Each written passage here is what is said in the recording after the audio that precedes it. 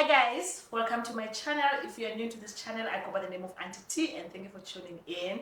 And today I have a guest. Guys, look how pretty is Sima. Like guys, this is my daughter, guys. The one that you've been asking, you've been saying, Auntie T, where's your daughter? Here she is. There she is. This is my daughter. Hi guys. Hi.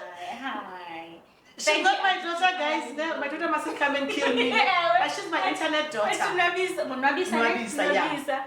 My aunt is actually Nwabisa. Yeah, she's my internet daughter, and she's my coach, guys. But she looks like she can be my daughter. And the interesting thing is, and I'm sure when you're saying I look so young, is that we're only meeting face to face for the first time. Yes. And so she's like, Sima, I'm going to you who's in your high school. But the nice thing is that she's experienced me as a coach, so very wise. So yesterday, guys, I wrote on my community post, I asked you to send questions. I told you that I was going to have a sit down with a professional life coach. So I am going to go through your questions and read them, and then Sima, she's going to answer them. So I'm also gonna be like you guys. The only difference with me is that I'm sitting with her, but I'm not going to respond. She's the one that is going to. The platform is hers, not mine. Okay, Auntie. But I would love for it also to be conversational. So if you do have some experience regarding that question, if you want to chip in. Okay, thanks, we'll do that. So what we're going to do, guys, is that we will have part 1 on my channel and then part 2 on her channel. So once you're done with part 1, you'll go to her channel and check part 2. I didn't even know that she's got a YouTube channel. Let's start it there. I just discovered this some weeks ago that she's got a YouTube channel. So when you get there, please also subscribe to her channel, guys. And so don't just watch like the thing and listen, also subscribe. So let us read the questions. Yours, Sana, these questions. So should I start like from? You can start from the top. So yes,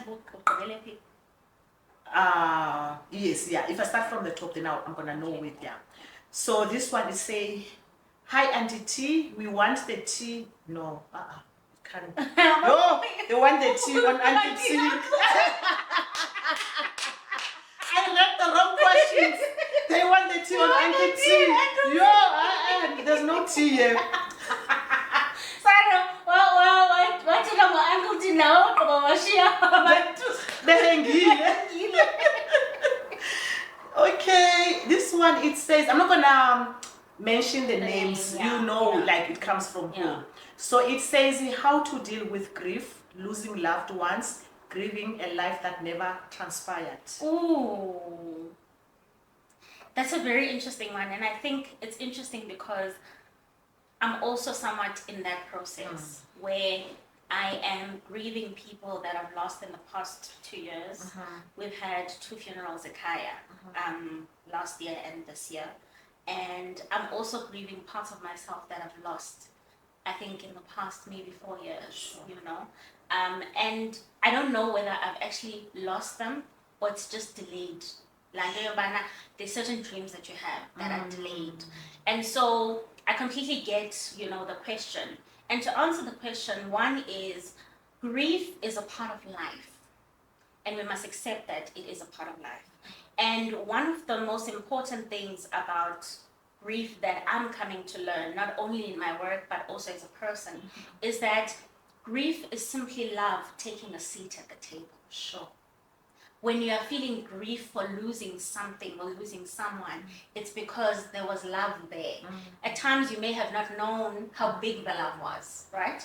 Until the person is gone. And I think I can even personalize it because the 2 people that we've lost in our family, I was not particularly close to.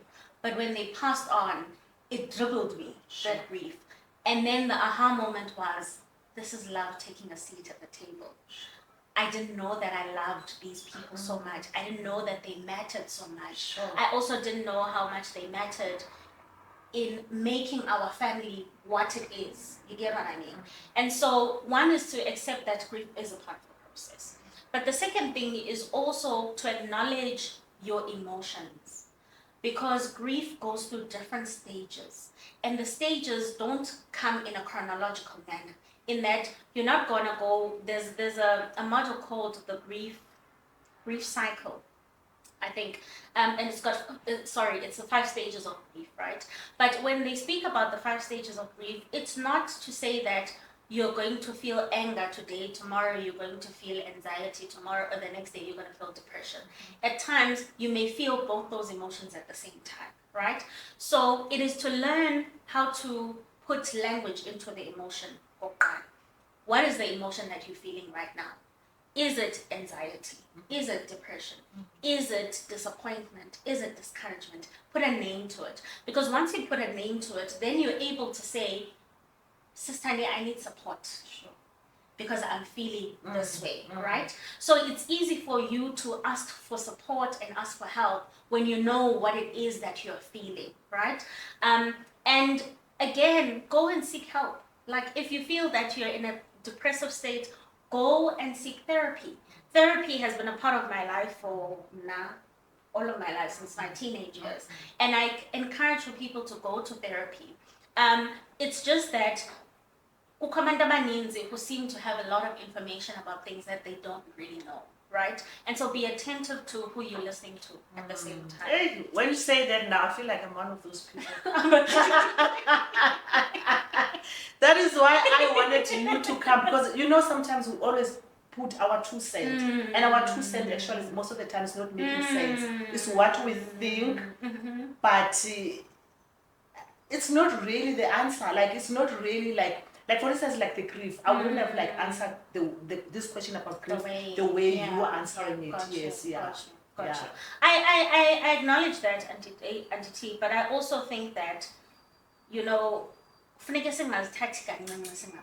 okay. Because your experience matters as much as my experience matters, right? Okay. So there are things that I can glean from your wisdom, okay, even though I am a certified coach, okay, because you have life experience. And at times, there are things that cannot be scripted.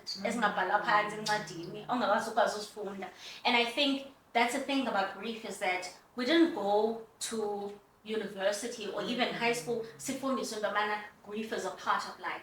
And so immediately when it happens, it halts you because this is a new thing.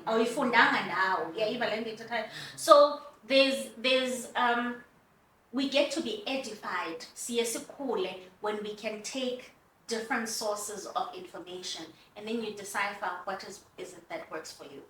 Okay. Thanks so much. I hope we answered your question. Yes. Do people ever heal, or do they learn to live with the pain? I think people heal. I think people heal as well. I think people heal. I think people heal. Yeah. I think Why do you say people heal? I think people heal because if I can, like, let's say for instance, like in my experiences, like let's talk about maybe like for instance my divorce. There was a time where I was broken by it, where everything, like I was not okay, where like I would just crash. You get in a space where you are not angry with a person. That's when I feel like you heal. Where like I'm not angry with my ex. I am not angry with him. Like I'm not angry. I don't have any beef with him, But we're not friends. We're not what? Do I want to be friends with him? No, I don't want, but I'm not angry with him. I'm at good. I'm at peace with him. So I do believe that people heal. I agree with you, Auntie T. I think, as questions, when I looked at them, I also felt that it's so difficult. You can't just answer the question at times just from a professional stance. So you may see me making a lot of examples that are personal because, like, these are personal questions. I mean, just maybe a brief background is that I come from Grahamstown, and I don't know if you know Grahamstown. I know Grahamstown. Next to PE. Yes. Yeah. So I grew up in a very small town, and in a small family, but in a very dysfunctional family, right? My mother had me and she was the only child to my grandmother. And so what happened is that I think because she was going through her own depression, she resorted to alcohol as her numbing thing, right? And so there's a lot of things that she missed and many of my family members missed as I was growing up. One of those things was rape, right? So I was raped consistently by 3 different guys. And what then happened is that because it happened, my brain suppressed it, and the memories only started coming back in my 20s. But I lived in the the grief of something in me has disconnected, has been lost Sima. for many years, since my childhood.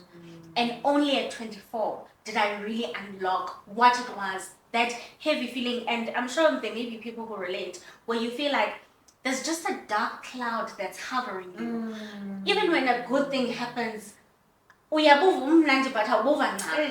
Yabo? And only at 24 did I get to realize that this was the thing that I felt something was disconnected in me. And from 24, and it's 10 years later now, I spent time and invested time and resources in healing, right? And healing from depression, healing from the sexual abuse that I'm speaking about, healing from the neglect that I experienced from my mother, who was physically present but not present, healing from the fact so healing that is deep. Is so deep, healing so deep, it's so deep. Healing from the fact that as umntana, I mean, I left Grahamstown dinner 9. I moved around a lot. So even when people speak Setswana, I can respond. When people speak Zulu and people are confused, but can you enjoy me? I'm like, do you mix veg, you know, because I have all of these experiences because I had to move around a lot as a child. So that healing took many years. But there was a point where a few years before now, probably about 3 years, where I started feeling I've arrived. I felt home with myself. I felt I'm united within myself, right? And when I felt that, because it was something that was foreign to me, I could recognize that I had healed. So you are healed. I am healed. So someone can be healed. Someone can be healed, but it just takes time. And now that you talk about healing and then you talk about your story, it's my story and your story is totally different stories. Sure. And if I have to look at your story, yes, mine is painful, but I can feel like yours is even more painful. You know, you feel like they robbed your childhood, you know, stuff like that. And then how do you heal from something like that? Which I feel like for someone, maybe someone out there watching, maybe it's suffering from the same thing. Sure. It's healing from being raped and healing from a divorce and what is totally different things. Totally different. It's and totally yes, different Auntie, things. I love that you said it's totally different. But I also want to say to people, and rather not say but and, to add is to say, your pain is as valid as my pain. It's valid. Oh, Noni will say it's valid. Your Just pain, because it's not the it's same, not the it same, doesn't does mean not that mean it's it's not not valid. And that is why I encourage for people, go to therapy. Go to therapy. And also maybe to just say that the distinction between, I'm a certified life coach, right? So, and I do leadership coaching specifically currently. But I am not a certified therapist. And I have been in therapy for a long time because these two things are different, right? Coaching may feel therapeutic because we are theta in coaching, but coaching has a lot of goal-orientated work that you do, right? But therapy then helps you track back is it traumatic that you've gone through, and then you begin to work through them in layers, right? So I encourage for people that if you are in a depressive state, if you are feeling overwhelmed with anxiety, go to a therapist or go to a doctor who may refer you to a therapist, because it will help you in your journey. And I mention this because in coaching we deal with goals, right? But if you are non-functional, so if your mental state is not at a place where you can be productive, then coaching can't be your resource. So that's coaching can't help you. That's where the therapy comes in, because coaching must get you at a point where you are able to function. You are able to keep yourself accountable. You are able, and what pain does is that it halts you. Pain defines your identity, and all of a sudden that you become scared to do because you are defining yourself with the pain. I know, I can relate. I know, definitely. Yeah.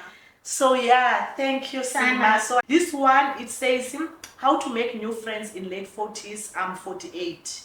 So she's got like 3 questions. And then the first one, it says how to make new friends in late 40s, and then she's 48.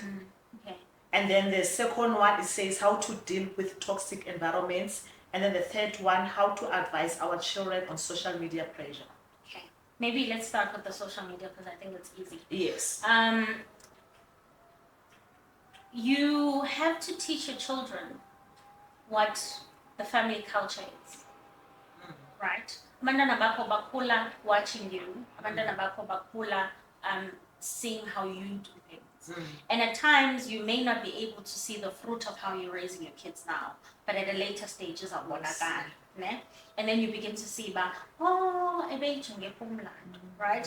When I say to my daughter at times, you know, if I become temperamental and shout, she will say to me, and she's 4, Mommy, don't shout at me. Mama, please. Because I say to her, you don't shout when you're speaking to people. And now you are shouting at her. Right? So why? Yes. Wow. So I've taught her a way, and when I go astray from it that way, she brings me back and says, but kaloku you said, so that's the first thing. The second thing is that social media, access to social media is also controlled by you as the parent, right? So if you give your child permission to have a phone and there are no restrictions to the phone, it's going to be hard for you to control the access, right? So you must put in measures of controlling their access, whatever it is that they are accessing on social media, whether that's time out or whatever. So I think that's the core thing, is that if when as a parent would be on TikTok all the time, you can't expect for your children to not do the same thing. How do you identify toxic environments? Just a quick one on this one also, because it says how to advise on the social media pressure. Because I also think like maybe social media pressure, yes, like about maybe like, because there was where I saw someone, I don't know, it was something. I do have a TikTok, but I hardly like check it. On TikTok, I just go and post it and then come back. TikTok. Like I don't understand TikTok. My TikTok followers, please forgive me. Really, I really don't understand what's going on there. So I just post and then come out. She went to school, and at school, all her classmates, they had like the Stanley Cups. Oh. So now this yes, Stanley Cup. So everyone like had a Stanley Cup. But this child, when she got home, and then her mother also got a Stanley, but not a Stanley Cup, a dupe, you know. So when she went back to school, the children, they were like, but yours is not a real Stanley Cup, it's a dupe. And you know how children, they can be. Children are the most mean people. Children can be mean, so then they put pressure, but yours is not. But because now the mother also now feeling the pressure of getting the child a Stanley Cup, because now these children, I think maybe something like that. So I think honesty is so important, and honesty with your children is important because umntana is not going to really know that you can't afford a thing or that you don't want to buy it for them because you are helping them until you communicate with them, right? And communicating with an adult and communicating with a child is completely different because you have to go down and meet them where they are at. And so when it comes to social media pressure, one is to say that when I communicate to you the culture of Apikaya, this is how much mama can afford. This is what mama can do and what mama cannot do. This is, and that honesty is so important at the because I think for most of us, sikule in environments where our parents would just say, anamali, ne? And then you feel like you're a burden for asking, right? But how undu eza ukuthi kuindobana, tanam, I have 200 rand. Your 200 rand is going to do A, B, and C. And out of this 200 rand, we cannot afford a Stanley Cup. If I buy you a cup that is similar to that, it's not because I'm funuk the Stanley Cup. It's because where we are currently, we cannot afford a Stanley Cup. So that honesty is really, really important. And I love the fact that you say honesty. And to be honest, this actually, it's not only about the social media. This even back in the days. I remember back in the days growing up, people, they will have like the baby jeans, the Akajo jeans, and then you will have the pressure that you want baby jeans, you want Akajo. But the only difference then, it was like there was no social media, but pressure was always even inside your family. They always feel pressure. I just remembered now. Yes. There is a cousin of mine, and it's Kule, so I'm a year older than her. And my part of the family was not as affording as her part of the family. And she used to and I mean, I know that maybe it wasn't purposeful because I'm done, but she used to gloat. My parents can get me cornflakes. Hence I'm saying kids.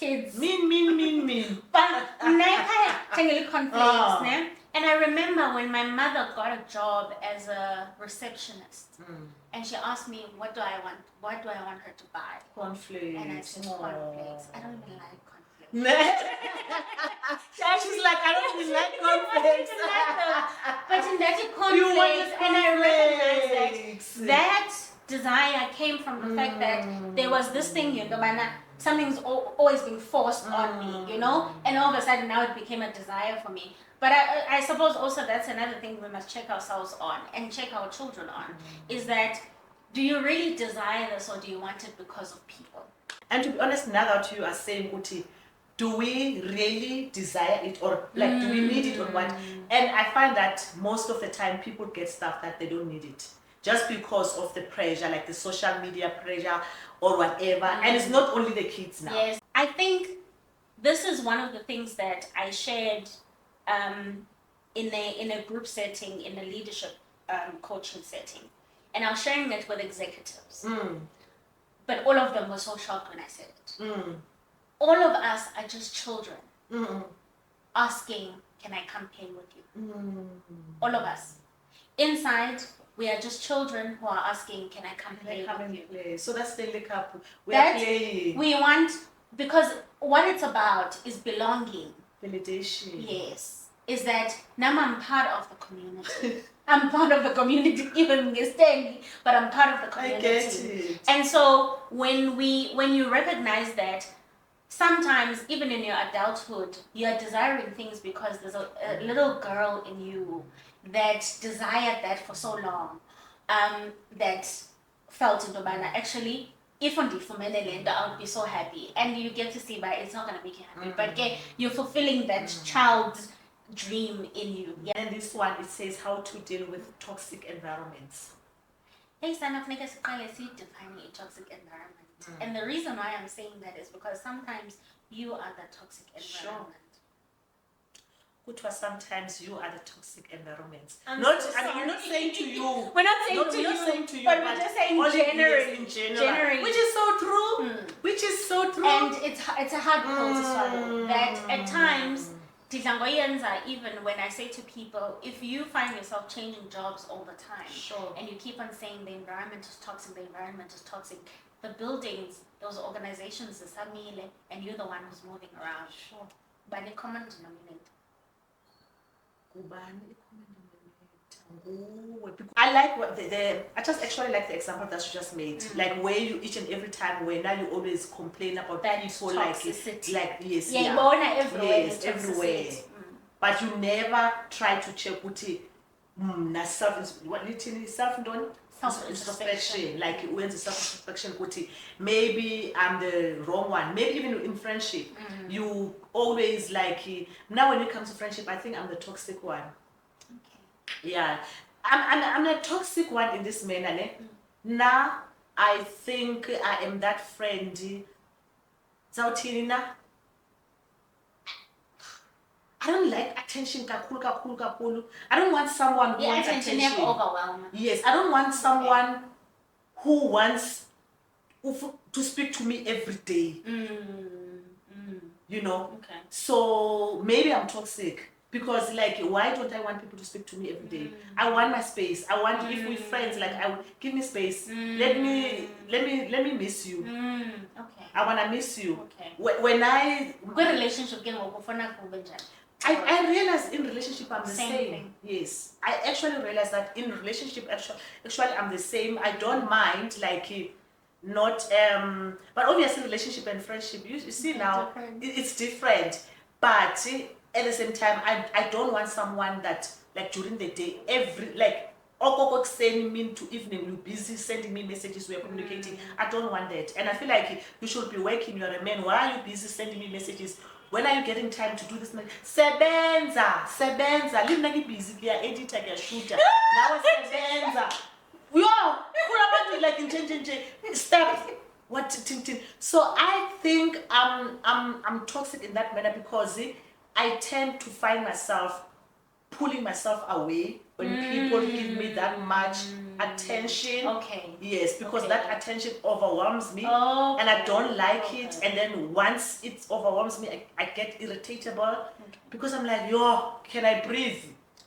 I think, Auntie T, you're speaking about a trait that you have that you think may be toxic. Yes. But as you're saying it, Oti, I think I am toxic. And the reason why I'm making that distinction is that when we speak about toxicity, we must also be definitive about what is it that's toxic. Ne? You as a person, you have traits I have that you traits think that are in this regard toxic. that may be toxic. And And traits are things that can be changed. That's why I'm making the distinction. Okay. If you have a trait, it's a habit. Okay. You can change it if you Yes. want to change it, right? That's the interesting thing, Auntie, because I was even listening to so I do a lot of research, but I was listening to a podcast by Huberman and Stephen Bartlett. And Huberman was speaking about why it is important that we must keep close relationships. So one of his things is that every day there should be one or two people that you check on, you have good morning messages with, Sure. and tell them what your plan of the day is. Really? It's healthy. Sure, then I'm not healthy. I am healthy, but I don't have such. right? So, and why that is important, and why you'll find in Dobana you will thrive in community, is because we are not designed to be alone. We're not designed to be alone, but we live in a society that has made it okay to be alone. But we're not designed to be alone. It's not natural, it's not human for you to be alone. So the minute that you are so addicted to yourself, it also shows in the economy. Yeah, but and this when you're addicted, that's what I didn't tell addicted. And I admitted. Yes. You did admit that you like your own space. But they're different, and that's why you need different kinds of relationships, right? You need to cultivate friendships, you need intimate relationships, because then you don't put all your strain in one kind of relationship. And what often happens is that, Tina, when we get into relationships also, ufune your partner to be your friend, it's important that you have different kinds of relationships, because those different kinds of relationships cater to different needs that you have, right? So just putting it out there that it is important. But maybe going back to the question, how do you detach from a toxic environment? I think it's important for you to define what toxic means. What does a toxic environment mean? And what are your boundaries? What's your capacity? Is there anything that you're contributing to the toxicity as well, right? Because at times we see one night a toxic environment, but Nati we add petrol to Payana. So you must ask yourself those questions. And I know that as I'm speaking, it may be triggering for some people, because now it's like, oh, I was blaming everyone else and now I have to introspect. And that's what life is all about. That's what the work I do is all about, is that you can't control the external, you can control yourself. So control yourself, ask yourself those questions, change yourself, because as you change, everything around you is going to change. Friendship is like any relationship. You have to invest time into it. You invest time, you invest resources into it. And what often happens as we grow older is that our hearts get hardened because we've been through traumatic relationships. Yeah, but and then thina ke singabantu abamnyama abanye bethu bakhula kusithole into yobana ichomi ifuna uyibekele pha ayibekele apha, and all of that. And I think as I look at some of the friendships that I have, it's going against that grain of ichomi ibekele kude. If you get hurt along the way, unfortunately, that's life. But the idea that we must constantly live our lives guarded is the thing that stops us from making good relationships. No, that is so true, Sima, because I feel like most people don't have friends because like people they don't trust. Yes. Because people of like the past experience and stuff like that. I don't like a lot of friends, to be honest. And my experience is not based on like being, because I don't trust. I trust very easily. One thing about me, I trust very easily. And I'm one of those people who can say that, Uguti, I had a friend in my place, in my own house. And this is a true story now. Like, but I can say it's a true story. I had a friend of mine, I trusted her. She came to my home and she slept with my husband. And that time, me and my husband, we had problems. And she knew. And she knew. And I used to confide to this person and tell her everything. Why umuntu yeah nakanti, and I didn't see it. But trust me, I didn't. I was married when I found out about it. Someone told me it was the lady that was cleaning our apartment, you know, like that. And then it was like 1, 2, 3, and then. But short story is that that didn't stop me from trusting people. That didn't stop me from wanting to be friends with people. However, it made me feel very uncomfortable to be around married couples. Ah, okay. That makes sense. So now if I'm around, although I've never done such a thing, but I cannot be free around your husband.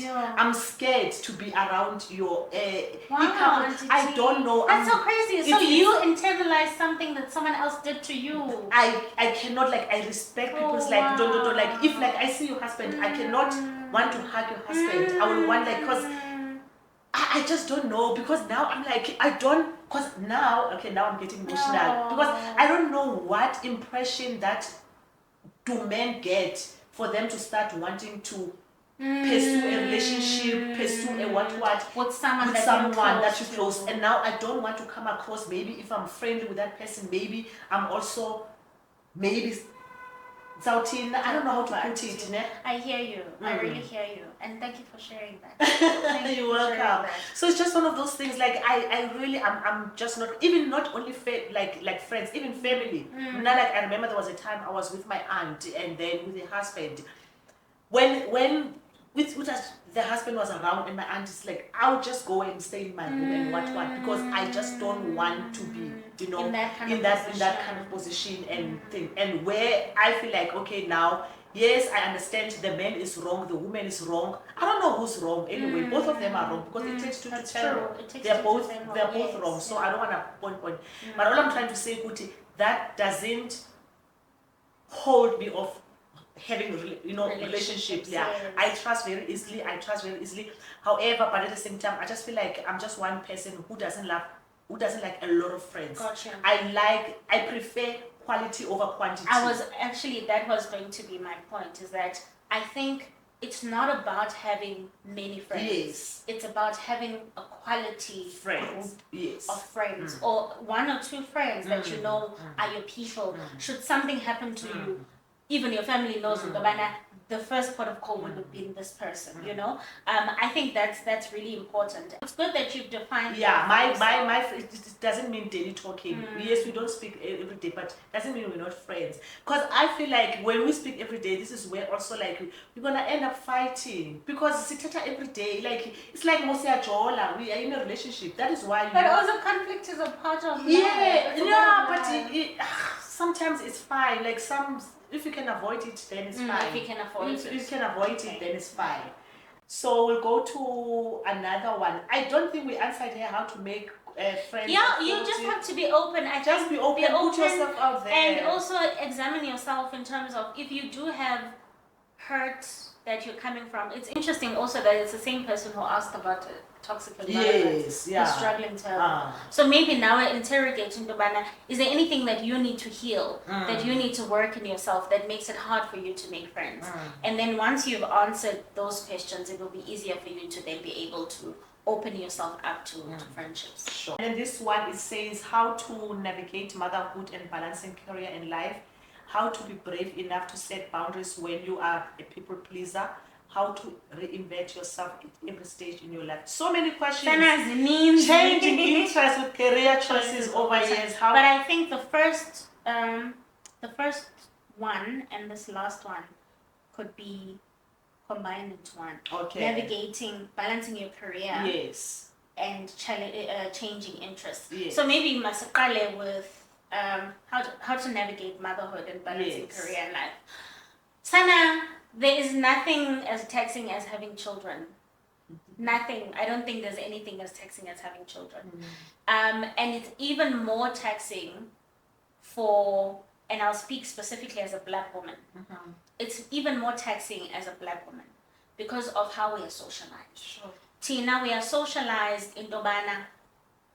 Yeah. And ekubeni kwakho yimbokodo, you ought to be able to do everything. One of the things that I think we've made a norm is this thing of multitasking, which is not natural, one, and it's not healthy. So balancing your career and motherhood and just life in general, one is very difficult, and you must give yourself grace for it. It's difficult. You're finding it hard because it is extremely difficult. But the second part to it is that you must also recognize that all of these things are your choices. You've chosen to be a mother. You've chosen to have a career. Yeah, so you've chosen to do life. Yes, yes. No? So, because they are your choices, funeke ke ngoku operate from the thing of which one do I prioritize at which time. And I think that becomes the key thing is priority according to seasons. They're going to be, for example, when your child is still small, they require more attention. In fact, and the other way they require more attention when they're younger or what, because I feel like my child has become more needy as she's growing up. But I think as a child, you are also still very sensitive, particularly as women. Your hormones also are everywhere, just after you have a child. So trying to now push hard in your career during that sensitive time is going to be difficult for you, very difficult. Because when your hormones are already doing their own thing, the things that can trigger you and get you, I mean, I experienced postpartum depression, and I didn't even know that I was experiencing postpartum depression. And then on top of that, Sarah as a mother, to go heal actually, because I experienced postpartum. When I had my daughter, she had jaundice, and they didn't see it. They saw it passing on this baby. Jaundice, that thing, Baba yellow, yes. And then, so when we left the hospital, Uluka had to be on a light 24 hours of the day, unless she's feeding. Sure. No? And every day she had to go for tests. So we had to go to a lab every day. This is literally a week after I've given birth. She has to go by and then on top of that, 8 weeks, I get a call, I'm getting retrenched. Oh, Sima. I got the call, literally, and I couldn't breastfeed after that. Do they even call when you retrench people? They don't send email. COVID in 2020. Yo. So that's my next point. Your role has been impacted. When we had an auntie declared about that man before next and she was there. And so that's what happened. And so my hormones are everywhere. And at that point in time, I'm also figuring out the coaching thing, because it was a career transition that I was making, right? And so I had to then choose, which one am I going to prioritize here? And I prioritized that I have to take care of the child first. And make sure that, and I was writing exams at the same time. And there's a husband. There's a husband. Well, he was my boyfriend at the time. But it was a boyfriend. Yes, but we were staying together. Okay. Yeah, so I had to choose. And so one is that you have to choose what you're going to prioritize at which time. But most importantly is every day there must be time that you set aside for yourself. This is now the way that you are choosing. This is how you choose it. So every day there must be time that you set aside for yourself. And when you say time for yourself, it's for your well-being. Yeah. What are the things that give you well-being? Eating healthy, exercise, journaling, praying if you are a person who believes in God, reading the word. You have to feed your soul, right? Feeding. You have to feed your soul, because when you're able to feed your soul, your mind is clearer in how you can tackle a day. And in a day, you have to now juggle zonke. You've got the capacity to do it. But if you're starting your day and already you're starting from zero, you're going to fumble. Sure. So that's how you manage it all, is that you have to be strict with giving yourself the time and space to fill your soul. Okay. That's how you manage that transition. So now she asked about career transition. So maybe can we bring your story into it, because you decided to pivot your career. Yeah, but I think it's different because in motherhood, But kaloku uthi wait, career, no, we're answering this question. Changing interests with career choices over years. Over years. Do I even call this thing a career? What? Now I might go back to my 9 to 5. You may, but right now I am actually going back to my 9 to 5. Maybe it's another thing. And I hear the business people like, no, Auntie T, now I'm going back to 9 to 5.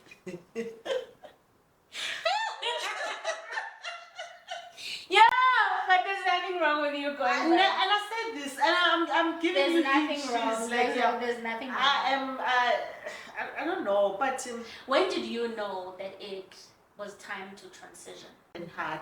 I just had a situation, and then that time I was just not okay, like in a lot of things, and then I just felt like I was just not okay, like we are not emotional, and then like I just felt like it was me not being okay. Also, it was affecting my job. Okay. It was something that has to do at home and what, but it was affecting me. How you show up. Yes, how I was showing up at my job, and how I was also showing up for myself as well. Because it was affecting me in so many things, because I was stressed.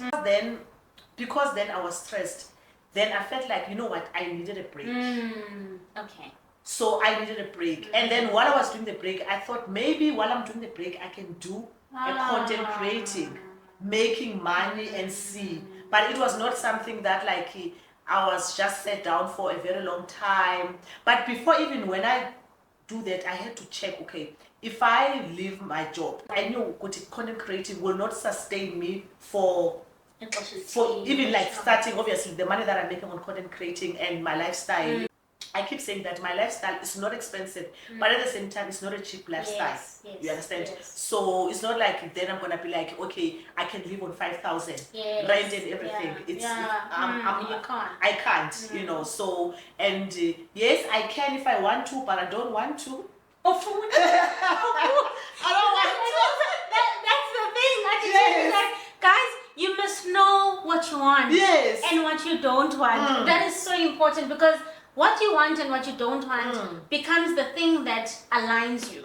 It becomes a thing that aligns you. No, I can, but I don't want that. I like my lifestyle. I like the life that I'm living, you know. So, but I checked, will this maintain this life that I'm living? So I said, okay, if I put myself and then do a certain time, like maybe try this content creating for 6 months to a year, it can sustain me. But now that I am in this content creating thing, and then I'm observing, and I'm like, okay, it does, especially YouTube.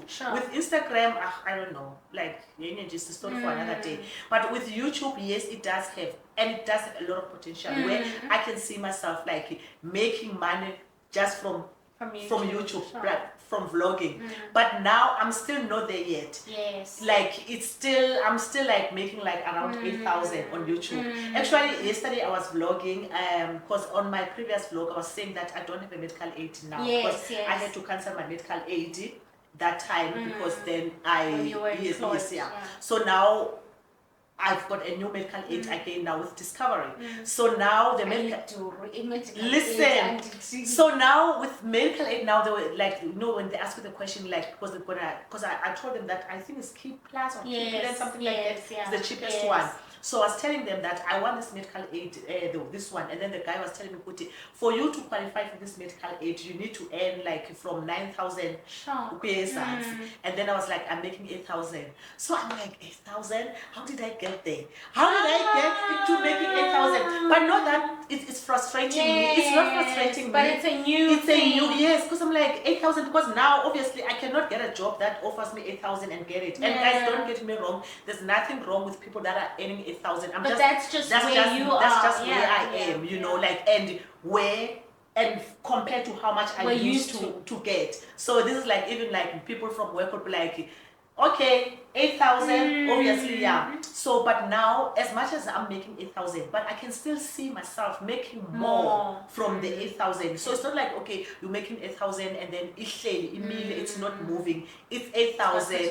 And the beauty about YouTube, each and every month, next month is going to be 10,000. It can be 12,000. Okay. So the more your channel grows and the more consistent, and then it just keeps making growing. more money. Okay. So if I can be, I don't know, but Mina, if for instance I see myself on YouTube, let's say having 50,000 subscribers, I can see myself making around 30,000. Sure. And 30,000 now, I won't have to take from my investments and stuff like that. And it's the money that it can help me, it can sustain my lifestyle. Because as I'm saying, it's not an expensive lifestyle, but at the same time, it's not a cheap lifestyle. But with 30K, I can definitely live. Yeah. You know, I can be. So I'm not sure if I'm answering or I think Auntie T, you've answered in terms of your transition was not necessarily an intentional one. Yes. It was one of those where you needed rest. Yes. But then you could also do this as well. Yes. And maybe to just also add to what you said is to say that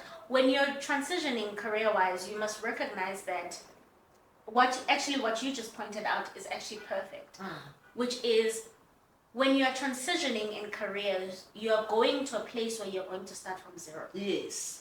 That's the nature of it. Yes. Even if une qualifications up or whatever, because you are transitioning into something new,